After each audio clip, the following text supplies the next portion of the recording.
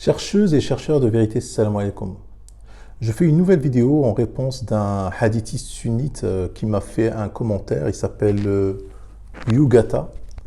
Yugata, il a dit qu'il n'est pas d'accord par rapport à ce que j'ai dit par rapport au Suédois, qu'un Suédois qui croit en Allah seul et qui fait du bien, il se peut que Allah le fasse entrer au paradis. L'exemple que j'ai donné avec le caisse-tiroir et tout ça. Et pour lui, les Occidentaux, ce sont tous des kuffars, puisqu'ils ne suivent pas le Coran. Il dit qu'il faut suivre que le message divin. C'est le seul moyen pour entrer au paradis, c'est-à-dire le Coran. Eh bien moi, je dis c'est faux. Donc lui, il a une définition de l'islam, comme tous les sunnites d'ailleurs. Pour eux, la définition de l'islam, c'est quoi? C'est le mec qui répond à l'appel de Mu'eddin, qui dit Allahu Akbar. Et les gens, ils arrivent, font la prière. Et les gens qui sont habillés avec le djellaba, béda et tout ça, blanche, qui ont le truc sur la tête, c'est ça l'islam. Qui a le siwak, et qui a une longue barbe, la femme qui porte le hijab, pour lui c'est ça l'islam. Eh ben non, je suis désolé de te décevoir Yugata, c'est pas ça l'islam, c'est complètement autre chose.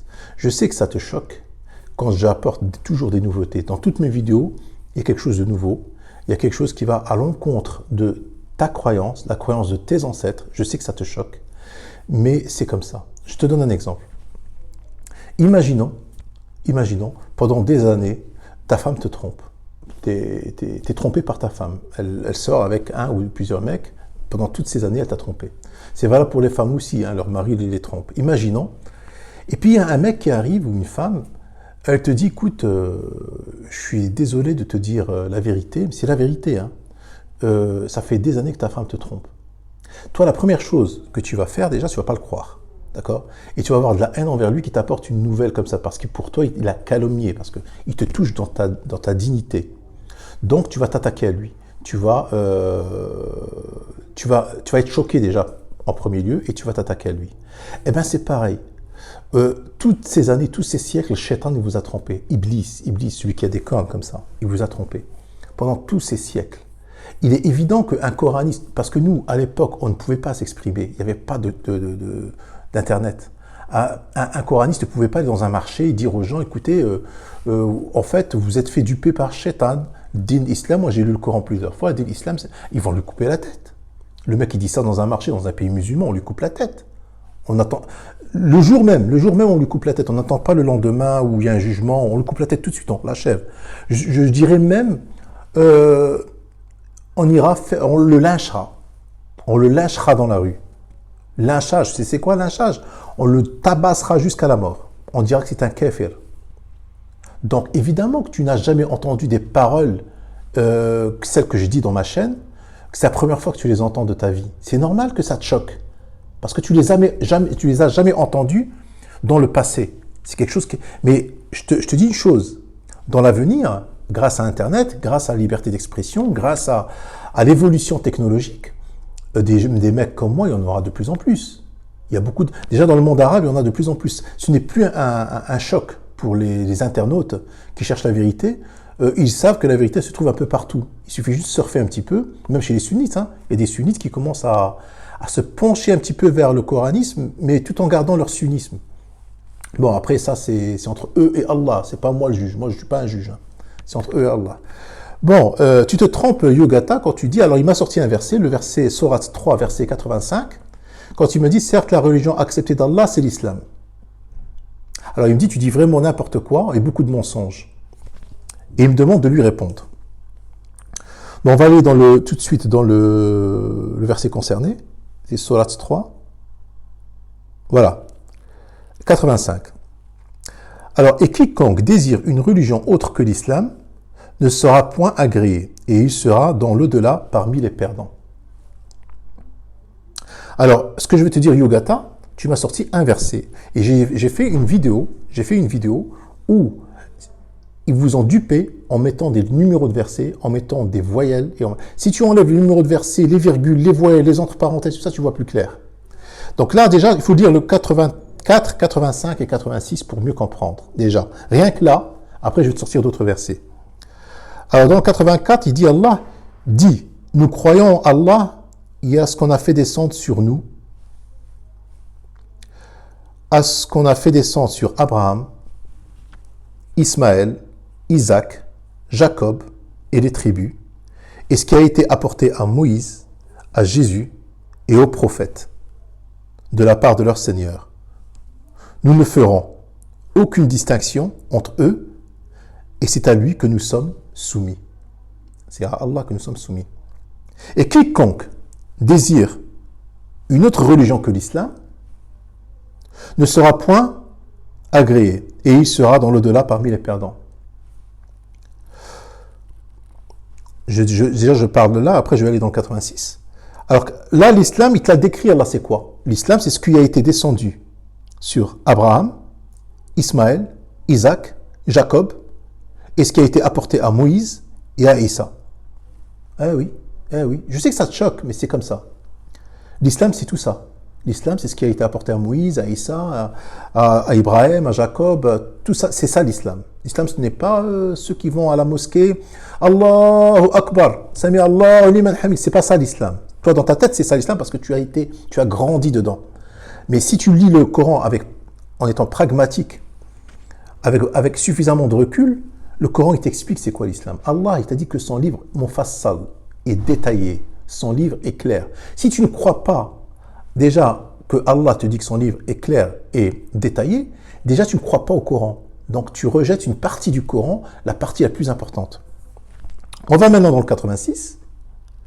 Comment Allah guiderait-il des gens qui n'ont plus la foi après avoir cru et témoigné que le messager est véridique et après que les preuves leur sont venues? Allah ne guide pas les gens injustes. Donc voilà, donc le 86, alors il t'explique le contraire de l'islam. Le 86, il t'explique le contraire de l'islam. Tu vois, Allah, il est très détaillé. Il te détaille, mais vraiment, tu ne pourras pas dire au jour qu'il jettera en enfer, oui, mais c'était pas clair ton Coran. Tu ne pourrais pas dire ça. Tu pourras pas dire ça. Moi, je témoignerai le jour de la résurrection que son Coran était clair. Moi, je témoignerai. Ya Rabbi, j'alni min ash-shuhada, ya arhamar rahimin. Alors, le 86, comment Allah guiderait-il des gens qui n'ont plus la foi après avoir cru? Ça, c'est la réponse. Ça, c'est le contraire du 84-85. C'est-à-dire qu'il t'explique que l'islam, voilà ce que c'est, et le contre-islam, voilà ce que c'est. C'est des gens que la vérité, par exemple, les Juifs, ils ont eu la Torah, mais ils ont falsifié, ils ont suivi autre chose, ils ont tordu le coup des versets, ils ont inventé des choses, ils ont rendu ce qui est haram halal, ils ont rendu... C'est ces gens-là. Ou les chrétiens, pareil. Allah leur a jamais dit que Jésus est fils de Dieu, ils ont pris Jésus comme fils de Dieu. Ou les musulmans qui ont suivi le Bukhari. D'accord? La vérité leur parvient, ils la rejettent et ils suivent autre chose. Comment Allah guiderait-il des gens qui n'ont plus la foi après avoir cru? Après avoir cru, c'est-à-dire qu'ils ont cru que le Coran vient d'Allah, et ils ont... guiderait-il des gens qui n'ont plus la foi, voilà, avoir cru, mais finalement, ils ne croient plus finalement, parce qu'il va croire autre chose. Et témoigner que le message est véridique et après que les preuves leur sont parvenues. Voilà. Donc là, je ne crois pas que j'aurai suffisamment, là nous sommes à 8 minutes, j'ai sorti 4 versets. Bon, je vais lire rapidement, c'est le verset Surat al-Baqarah 62. Allah, qu'est-ce qu'il te dit? Certes, ceux qui ont cru, ceux qui se sont judaïsés, les Nazaréens et les Sabéens, quiconque a cru en Allah au jour dernier et accompli de bonnes œuvres sera récompensé par son Seigneur et n'éprouvera aucune crainte et il ne sera jamais affligé. Donc quiconque, ça ne veut pas dire d'entre eux ou d'entre vous. بالعربية لم يقل من آمن منكم أو منهم بالله واليوم الآخر. لم يقل كذلك. يقول من آمن بالله واليوم الآخر. من آمن بالله. من آمن بالله. يعني جميعا. Toute l'humanité. Alors, certes, ceux qui ont cru, ceux qui se sont judaïsés, les Nazaréens et les Sabéens, quiconque a cru en Allah et au jour dernier, accomplit de bonnes œuvres. Il y a 3 conditions. Tu crois en Allah et au jour dernier. Alors maintenant, tu vas me dire, mais on doit suivre le Coran. Non, pas forcément. Regarde. Allah, qu'est-ce qu'il te dit dans le Surat Nisa, le 123? Ceci ne dépend ni de vos désirs, ni des désirs des gens du livre. Quiconque, encore une fois, c'est de manière générale, fait un mal sera rétribué pour cela et ne trouvera en sa faveur hors d'Allah ni allié ni secoureur. Et quiconque, homme ou femme, fait de bonnes œuvres, tout en étant croyant, c'est-à-dire que ce soit toi ou les gens du livre, en étant croyant, Les voilà ceux qui entreront au paradis. Donc, imaginons le Suédois, il croit au livre, il fait des bonnes œuvres, il n'est pas sectaire, il croit au livre, c'est-à-dire il croit à la Torah ou l'Injil, j'en sais rien, même le Coran, j'en sais rien, il croit et il fait de bonnes œuvres, il croit au jugement dernier. Qu'est-ce qui te dit que Allah le rentrera? C'est toi qui juges, c'est Allah qui juge, c'est pas toi. Allah, il le dit dans le Coran. Comment il va juger? La condition. Alors après, il te dit dans le 125, qui est meilleur en religion que celui qui soumet à Allah son être, tout en se conformant à la loi révélée et suivant la religion d'Abraham, homme de droiture. Et Allah avait pris Abraham pour un guide. Donc, qui est meilleur en religion que celui qui se soumet à Allah? Donc là, il te dit, ceci ne dépend ni de vos désirs, ni des désirs des gens du livre. Et dans le 125, il te dit, et quelle meilleure religion que celui qui soumet son être? C'est qui se soumet. L'islam, ça veut dire se soumettre. Aslama wajha, c'est-à-dire il se soumet. L'islam veut dire la soumission. Donc, qui est meilleure religion que celui qui soumet à Allah son être? Donc, même le chrétien d'aujourd'hui peut être un musulman, ou le juif d'aujourd'hui peut être un musulman. S'il ne suit pas le Pentateuque, tout le hadith, qui ne croit pas que Jésus est fils de Dieu, et ainsi de suite, s'il suit vraiment, parce qu'il y a des coranistes, ou on va dire des injilistes chez eux, ou des toranistes, pas coranistes, avec un T, toranistes chez eux aussi, des gens qui suivent la religion de droiture. On va aller dans le dernier verset. J'espère pouvoir y arriver.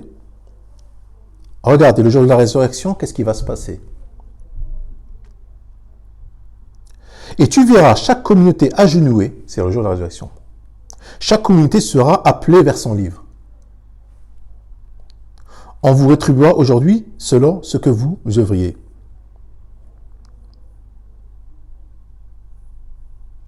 À Allah appartient la royauté des cieux et de la terre, et le jour où l'heure arrivera, ce jour-là, les imposteurs seront perdus. Et tu verras chaque communauté agenouée, chaque communauté sera appelée vers son livre. Bon, les juifs seront agenoués, ils seront appelés avec leur livre, même les juifs d'aujourd'hui, et les chrétiens d'aujourd'hui aussi avec leur livre, les musulmans d'aujourd'hui avec leur livre. Bon, après, ils vont dire, nous avons été égarés, nous avons suivi un livre falsifié, j'en sais rien. Eh bien, le Coran sera témoin. Pourquoi il y a eu le Coran? Vous n'avez pas cru. Là, d'accord, je suis d'accord avec toi. Mais le Coran, si tu veux, Allah ne se contredit pas dans le Coran. Si tu le regardes avec une loupe très posée, si tu le lis, par exemple, tu fais la salade de la nuit en récitant le Coran, si tu le lis avec raisonnement et tout ça, il n'y a aucune contradiction dans le Coran. Allah a tout détaillé. Il a parlé de toutes les conditions, dans n'importe quelle circonstance.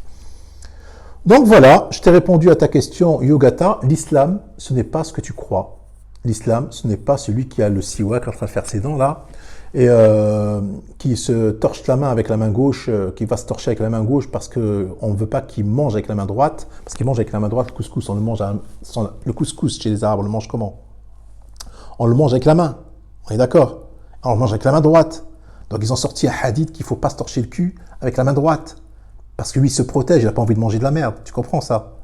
Ils ont fait de ça une religion, une règle d'hygiène, ils en ont fait une religion. C'est ça qui est dommage, c'est ça qui est grave. Qu'Allah vous pardonne. Salam alaikum.